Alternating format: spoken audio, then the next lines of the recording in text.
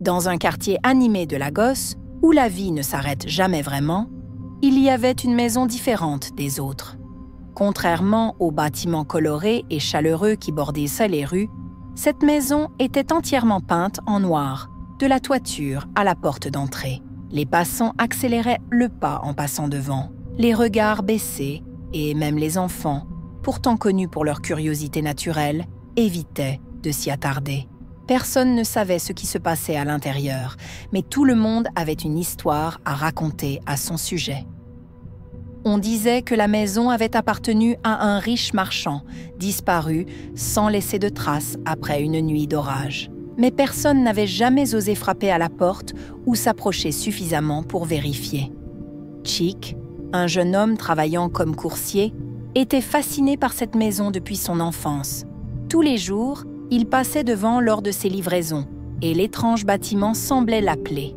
Il ressentait un mélange de peur et d'attraction irrésistible. Une après-midi, après avoir livré un colis dans une boutique voisine, il s'arrêta devant la maison.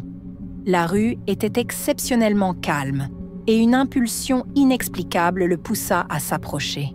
La porte noire était massive, ornée de gravures qui semblaient anciennes, presque mystiques.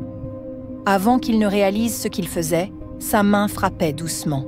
Le bruit de ses coups résonna étrangement, comme si la maison elle-même était vide. Quelques secondes passèrent, puis la porte s'ouvrit lentement dans un grincement. Une femme apparut dans l'embrasure.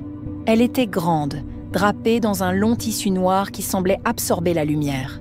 Ses yeux, d'un marron profond, fixèrent Chick avec une intensité presque insoutenable. Avant qu'il ne puisse parler, elle l'invita à entrer d'un geste de la main. « Vous êtes curieux ?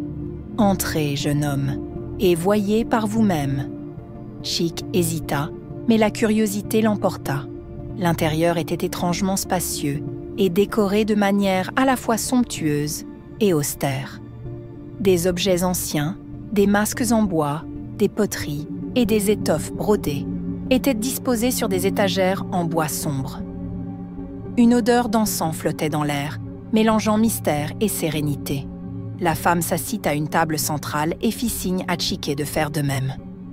Lorsqu'il s'exécuta, elle posa devant lui un bol en terre cuite rempli d'une eau cristalline. « Regarde », dit-elle. Chick baissa les yeux vers le bol, et ce qu'il vit le laissa sans voix. L'eau reflétait des scènes de sa vie, mais pas seulement le passé.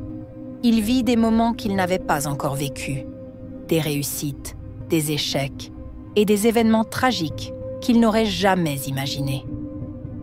Il leva les yeux vers la femme, terrifié. La maison montre ce que les autres ne peuvent voir. Mais chaque vision a un prix, dit-elle. Es-tu prêt à l'accepter ? Chick sentit un frisson parcourir son corps. Il voulut fuir, mais il était comme ancré à sa chaise.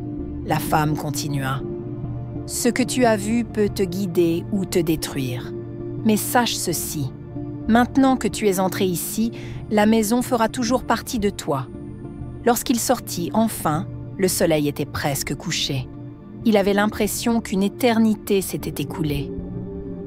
Les passants le regardaient avec étonnement, comme s'il était devenu un étranger dans sa propre ville.